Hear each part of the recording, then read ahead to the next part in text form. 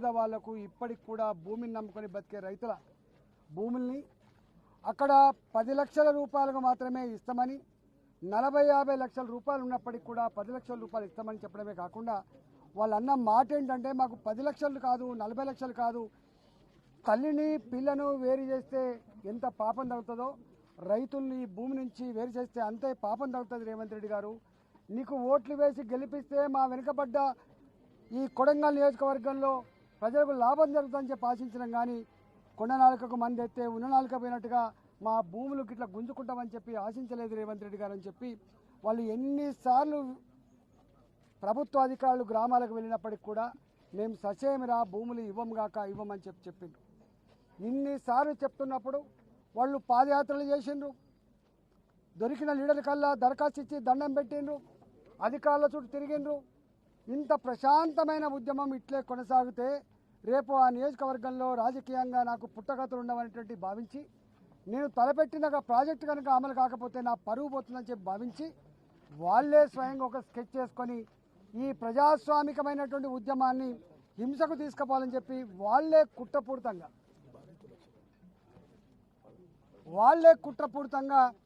Sketch చేసుకొని కలెక్టర్ని పట్టుకొచ్చుకొని వాళ్ళే లొల్లి పుట్టించుకొని దాడులు చేసుకొని ఆ దాడుల్ని అడ్డం పెట్టి ఈ దాడులు చేసింది రైతులని, దీనికి కారకులు ప్రజలని చెప్పి వాళ్ళను బూచి చూసి ఇవాళ ఈ విధంగా భయపెట్టించారు. వారు చెప్పింది ఎంపీ గారు కానీ ఎమ్మెల్యే గారు కానీ ప్రజాప్రతినిధులు ప్రజలకు ఏం హామీ ఇస్తారు? మీకు ఆపద వచ్చినప్పుడు అవసరం వచ్చినప్పుడు మీ కాలుకు ముళ్ళుతే పన్నుతో పీకే సర్వీస్ చేస్తామని చెప్పి చెప్తారు. మొన్ననే పార్లమెంటుకు వారు బ్రహ్మాండమైనటువంటి దాంతో గెలిచి వచ్చారు. వారి ప్రజలకు అక్రమంగా దుర్మార్గంగా కొడితే కేసులు పెడితే పలకరిద్దాము, వాళ్ళ కుటుంబ సభ్యులకు ధైర్యాన్ని ఇద్దామని చెప్పిపోతే 20 కిలోమీటర్ల ముందే బారికేడ్లు వేసి 144 సెక్షన్లు పెట్టి మీరు పోవడానికి వీల్లేదని చెప్పి ఇవాళ ప్రజలకు సేవ చేసేటువంటి అధికారాన్ని కట్టేలు చేసిన పోలీసుల మీద కూడా చర్య చేపట్టకపోతే తప్పకుండా వారు ఇప్పటికే ప్రివిలేజ్ మోషన్ ఇచ్చారు. పార్లమెంటు సభ్యులంటే ఇవాళ నీ చీఫ్ సెక్రటరీ కాదు, నీ డీజీపీ కాదు, వాళ్ళకంటే ఎక్కువ ప్రోటోకాల్ ఉన్నవాళ్ళు, బాధ్యత ఉన్నవాళ్ళు, వాళ్ళు అన్నిటికీ మిక్కిలి ప్రజలకు ఏమైనా జరిగితే అండగా ఉండే వాళ్ళను నిలువరించే ప్రయత్నం చేసినావు. ఇవాళ వారిని వాళ్ళ పార్లమెంటు పరిధిలోకి ఎంటర్ కాకుండా ప్రజలకు పరామర్శ చేయకుండా ఎవరైతే అడ్డుకున్నారో వాటి మీద కూడా ఇవాళ ప్రివిలేజ్ మోషన్ ఇస్తాం, ఖచ్చితంగా వాళ్ళను ఢిల్లీ వేదిక మీద నిలబెడతామని చెప్పి సందర్భంగా హెచ్చరిస్తూ ఉన్నాం. కానీ వాళ్ళ అన్ననో తమ్ముడో నాకు తెలియదు కానీ 50 కాళ్ళల్లో 300 మందిని తీసుకుపోయి ఇంటింటికి పోయి చూసినరా, మాకు ఎదురు తిరిగితే ఎదురు మాట్లాడితే ఏ గతి పడుతుందో అర్థమైందా? మీకు ఎవరు కాపాడలేరు, మిమ్మల్ని ఓట్లేసుకున్న భారతీయ జనతా పార్టీ కాపాడలేదు, ఇంకొక పార్టీ కాపాడలేదు.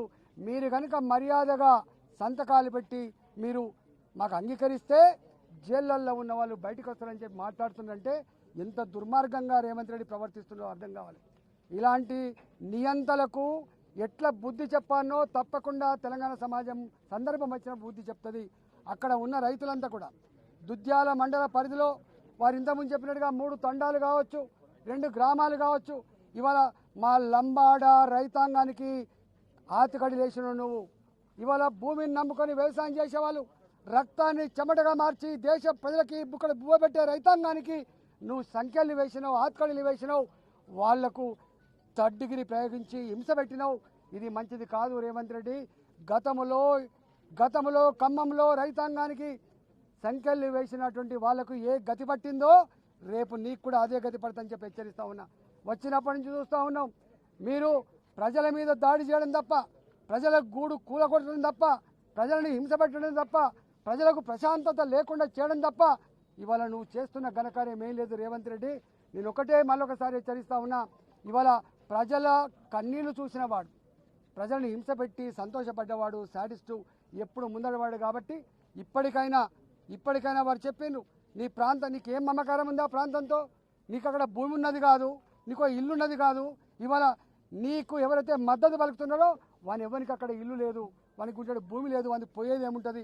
ఒక్కొక్క రైతు 10 ఎకరాలు 15 ఎకరాలు బ్రహ్మాండమైన కంది పంట వేసుకొని, బ్రహ్మాండంగా పల్లి పంట వేసుకొని పండించుకునే వాళ్ళకి ఇవాళ నీ రూపంలో వచ్చినటువంటి భూతం అని చెప్పి వాళ్ళు భావిస్తూ ఉన్నారు. కాబట్టి ఇప్పటికైనా బేజాలు ఇవ్వకుండా ప్రజలతో గోక్కున్నోడు, అందులో రైతులతో గోక్కున్నోడు ఎవడు ముందడ పడడు. కాబట్టి నీకు కూడా గతంలో ఎవరికైతే గతి పట్టిందో నీకు కూడా అదే గతి పడుతుందని చెప్పి హెచ్చరిస్తా ఉన్నా. మీరు ఇప్పటికైనా బేజాలకు పోకుండా నేను చెప్పిన వాటి మీద తప్పకుండా మీరు విచారణ జరిపించి ఇలా బేషరతుగా వాళ్ళు విడుదల చేయాలని చెప్పి భారతీయ జనతా పార్టీగా డిమాండ్ చేస్తున్నా. లేకపోతే ఖచ్చితంగా చట్టం ఉంటుంది. చట్టాన్ని నమ్ముకున్న వాళ్ళం మేము.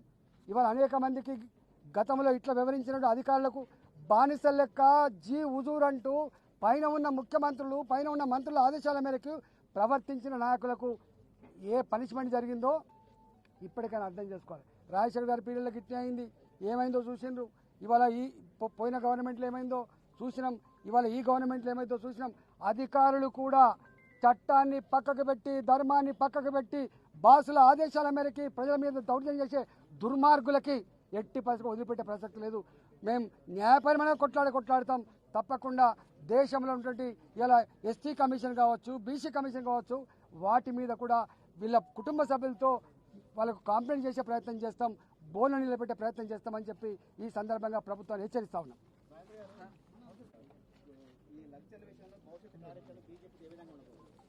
ఇవాళ ఎంపీ గారు మేము ఇవాళ ఆ ప్రాంతానికి పోతున్నాం.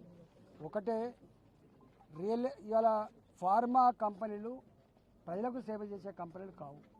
వాళ్ళు ఏమైనా కంపెనీలు పెట్టుకోవాలనుకుంటే, లాభాలు తీసుకోవాలనుకుంటే వాళ్ళు ఎక్కడైనా భూమి కొనుక్కోవచ్చు. కానీ ఇలా ప్రభుత్వం ఓ ప్రాజెక్టు కోసం భూమి సేకరించుకోవాలి, ఓ స్కూల్ కోసమో ఓ కాలేజ్ కోసమో సేకరించాలి. కానీ ఇవాళ రియల్ ఎస్టేట్ బ్రోకర్ లాగా వాళ్ళతో కుమ్ముక్కైపోయి రైతుల భూములు గుంజుకొని ఇవాళ ఫార్మా కంపెనీలకు పెద్ద కంపెనీలు కట్టబెట్టే దానికి మేము వ్యతిరేకం. దాది తప్పకుండా రైతుల పక్షాన ఉంటాం.